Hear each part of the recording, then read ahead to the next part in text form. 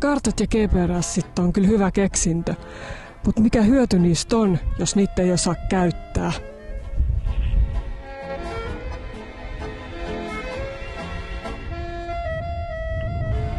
Tarkoitus on päästä tonne noin, todennäköisesti.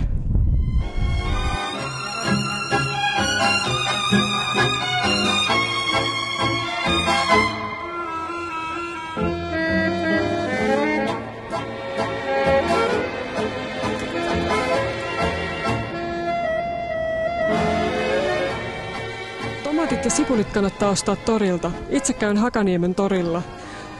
Tomaatit ovat hyviä silloin, kun ne puristettaessa tulevat takaisin muotoonsa.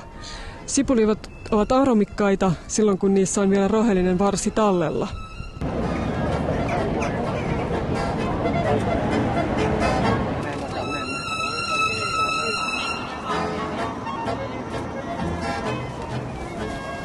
Nyt sitten katsotaan hieman salaattipolitiikkaa.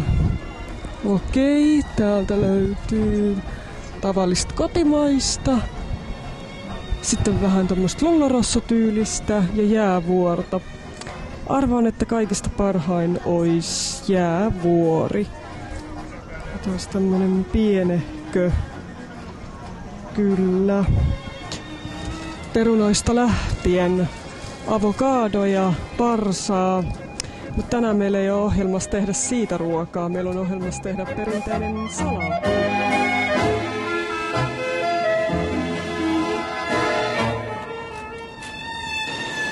Joukkoliikenteellä ei ole osaa salaatin sisällössä, kun just ei syö niitä raaka-aineita metrossa.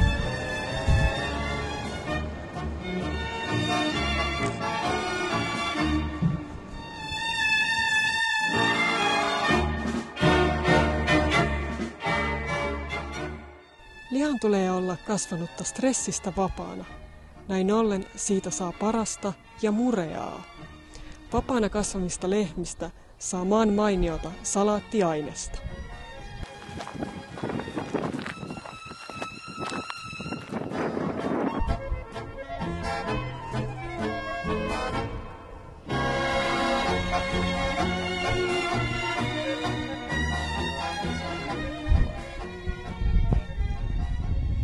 Todennäköisesti tää on se paikka, mutta mä en voi olla varma.